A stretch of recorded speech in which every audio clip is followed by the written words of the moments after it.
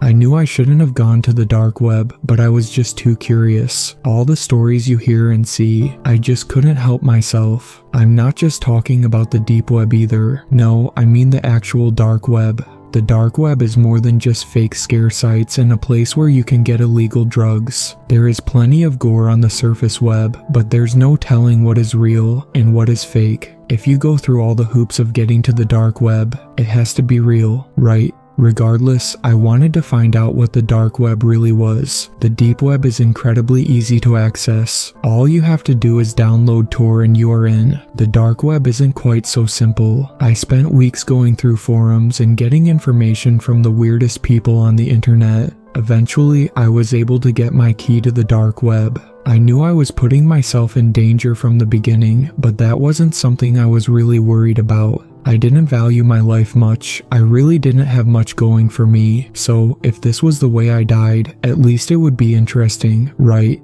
Despite my possible death wish, I still did everything I could to protect myself before entering the dark web. I set up multiple VPNs through multiple virtual machines. I did essentially everything I knew about to protect myself from dark web boogeymen. Once I got to the dark web, it was much like I had imagined in my head. Trafficking sites, gore live streams, and even more illegal drugs. Basically, the deep web on steroids. I checked out one of the human trafficking sites first. It promised an obedient wife. I wasn't completely convinced it was real at first until I saw someone I actually recognized. I wouldn't have recognized her beat-up face if not for the tattoo on her arm. It was a girl I had worked with for a while, but she had gone missing during her last vacation. Everyone knew she was sleeping with the boss. Guess she wouldn't be getting that promotion after all, huh? I almost burst out with laughter when I saw the price tag on her, $50,000, as if she was actually worth that much. Now satisfied that what I was looking at was real, I clicked onto one of the live streams. The one I picked had a giant picture of a clown. When the stream loaded, I was introduced to a clown that was casually dancing in the center of the screen. I didn't realize that part 2 was already out.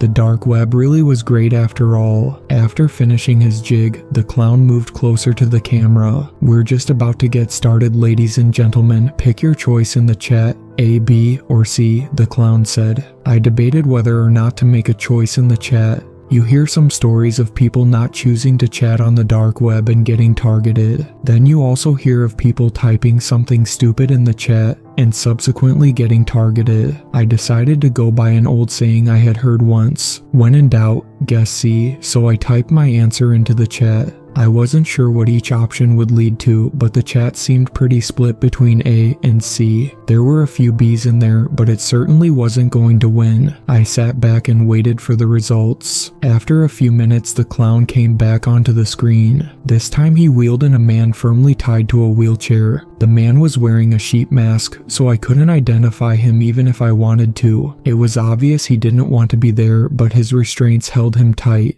The clown pushed him into the center of the frame before dancing in front of the camera again. Oh ho ho ho, such a close poll. And the winner is C. This week C is for carnivore. I hope you all enjoy the show. After this, the clown kicked the man in the wheelchair backwards so that his head was now on the floor. The man had leaned forward to cushion his head from the blow, but seeing as what was about to happen, he probably wished he hadn't. If he had died from the fall, it would have been much less painful. After kicking the man, the clown seemingly left the room, and I was left wondering what would happen next. The chat had begun to make their guesses. I had my guesses as to what the carnivore would be as well, but even I was somewhat surprised with the result. After a few minutes, a couple alligators were visible on the live stream. Perhaps they were crocodiles. I never remember the difference between the two. Anyway, the crocodiles began to make their way closer to the restrained man. They must have been starved, because once they found the meat, they instantly began to rip into the man's flesh. The chat erupted with creeps, who were obviously getting off to this. Of course I had seen gore before, but this was an altogether different experience. It didn't take long for for the Elidiles to completely consume the man. His screams had long since stopped after they ripped apart enough of him. Once they were finished, a trapdoor opened,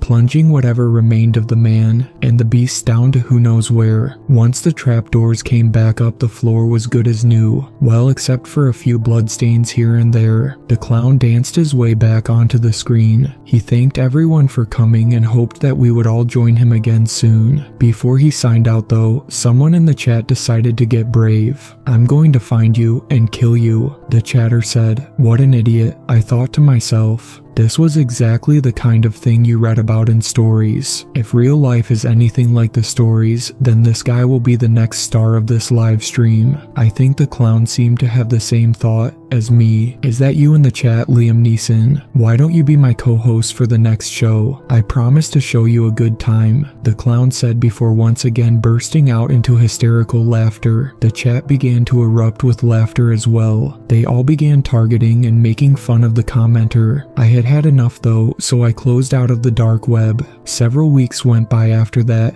and nothing happened to me. I never went back to the dark web after that. Not because it scared me, but in a way it just kind of bored me. I had fed my curiosity, and I was satisfied with that. The whole experience almost went to the back of my mind. After a few days had gone by and no one had attempted to kidnap me, I guess I decided I was safe. As it turns out, I wasn't. I still don't know exactly how he found me, but somehow he did. About a month after my dark web experience, I woke up to find myself in pitch darkness. I couldn't move my hands or feet. I knew immediately what was happening, so I didn't try to fight it. I didn't really see the point. "Hey, I'm awake. Can we get this over with?" I shouted out. After a few minutes, I was pulled out of whatever box that I had been put into, and I was placed in a wheelchair. A familiar clown fastened me to the wheelchair, and then he began pushing me out somewhere. "Would I don't get any cool mask?" I asked. If I was going to die, I wanted to at least go out with my dark humor intact. "No," the clown said coldly. "I guess that cheerful act was only for the camera. What a bummer. This is why method actors are always better." The clown wheeled me into a room and placed my back to the camera. How rude. How would Hollywood scout me out like this? The clown still decided to bust out all his killer dance moves in front of me though. I think he even did a Fortnite dance. Disgusting. Then he approached the camera. "You guys know the drill. A, B, or C, vote now," the clown said.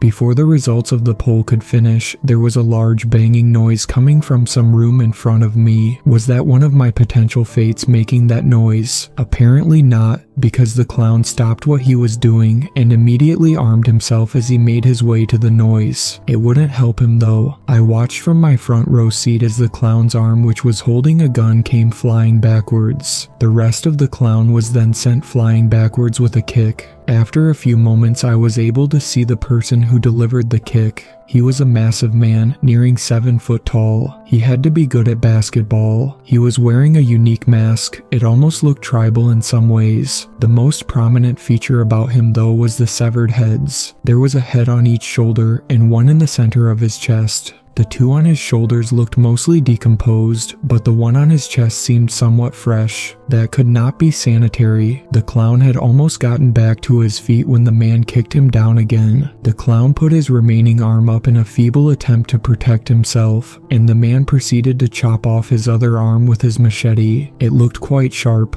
The man then placed his foot on the clown's chest to prevent him from squirming. I'm sure you can imagine what happened next. Let's just say the man added to his collection. After collecting his prize, the man began to approach me. "Would I be head number 5? The police will pick you up in 30 minutes, the man said. With that, the man simply turned around and left. True to his word, after about 30 minutes, police busted into the building. They must have been incredibly confused at the sight that lay before them. They even told me to put my hands up, even though I was clearly tied to a wheelchair. After they had me evaluated at a hospital, they asked question after question. I did my best to tell them everything that happened, but some things in this world just don't make sense. I asked them if they were going to put me into witness protection, but they said I wasn't in any real danger anymore. Well, it's whatever, I guess. I suppose that man isn't exactly after me, and I won't have to worry about the clown anymore. I probably won't be returning to the dark web either. I guess the lesson of this story is that not all heroes wear decapitated heads, but some do.